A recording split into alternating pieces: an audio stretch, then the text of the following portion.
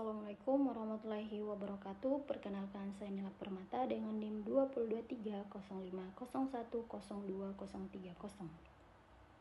Di sini saya akan mempresentasikan makalah kelompok 7 hingga kelompok 11 yang mana bertujuan untuk memenuhi syarat ujian akhir pada mata kuliah studi kelayakan bisnis. Kita masuk di materi yang pertama, yaitu kelompok 7, penentuan nisbah dan profit margin. Nah, sebagai pengganti sistem bunga, Bank Syariah ini menggunakan dua mekanisme penetapan keuntungan, yaitu nisbah dan profit margin. Nah, pertama, nisbah adalah persentase pembagian keuntungan yang disepakati bersama di awal akad. Nah, mekanisme ini diterapkan pada akad kerjasama usaha seperti mudharabah dan musyarakah. Contohnya, jika disepakati nisbah 60/40, maka setiap keuntungan tersebut yang diperoleh akan dibagi sesuai porsinya. Nah, kemudian yang kedua, profit margin. Profit margin adalah keuntungan yang ditetapkan bank di atas harga pokok barang. Hal ini digunakan pada akad jual beli seperti murabahah, di mana bank ini membeli barang lalu menjualnya kembali kepada nasabah dengan harga yang telah disepakati. Penetapan keduanya tidak dilakukan sembarangan, melainkan mempertimbangkan biaya operasional, tingkat risiko, kondisi pasar, peraturan OJK, serta fatwa DSN MUI, dan harus tetap berpegang pada prinsip keadilan, kerelaan bersama, serta bebas dari riba dan ketidakjelasan. Kemudian kelompok kedua, yaitu kelompok 8, pembiayaan sistem bagi hasil mudharabah. Nah, ini membahas tentang akad mudharabah, yaitu akad kerja sama usaha di mana satu pihak menyediakan modal sepenuhnya dan pihak lain bertindak sebagai pengelola. Dalam praktik perbankan syariah, bank berkedudukan sebagai pemilik dana atau sahibul mal, sedangkan nasabah bertindak sebagai pengelola usaha atau mudarib.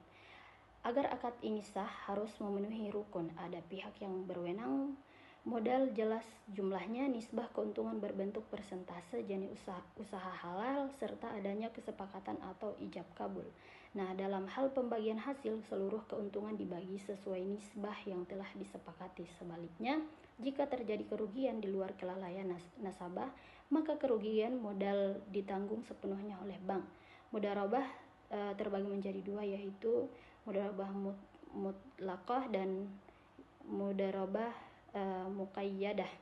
Nah, kemudian kelompok 3 yaitu kelompok 9, kebijakan dan teknik pembiayaan.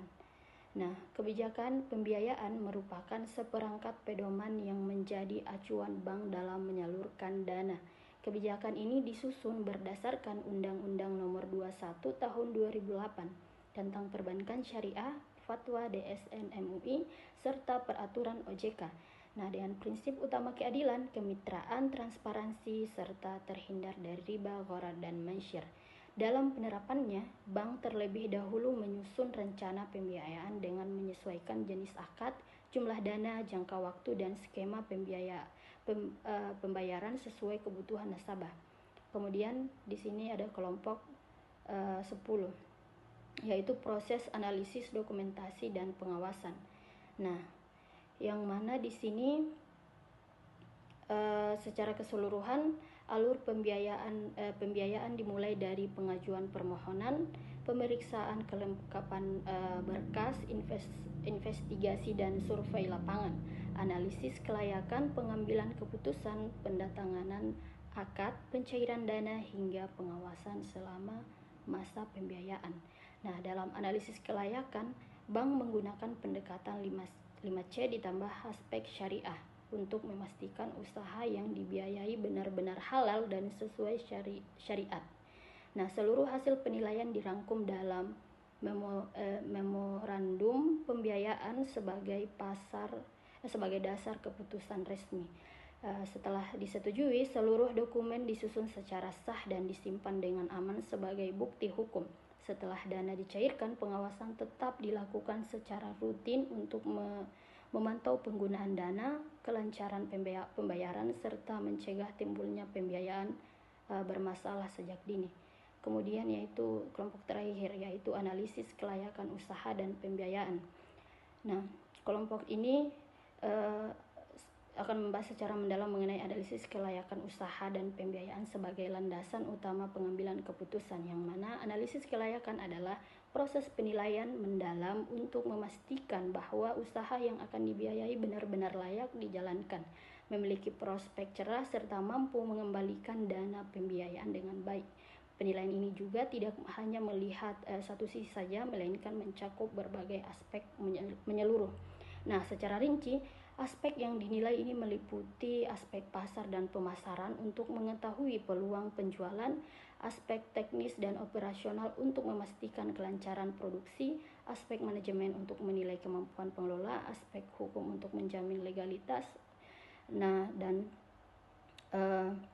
kemudian seluruh penilaian ini juga dilengkapi dengan pengecekan kepatuhan syarat syariah. Nah, mungkin itu saja yang dapat saya presentasikan dari kelompok 7 hingga kelompok 11. Lebih dan kurangnya mohon dimaafkan. Saya akhiri.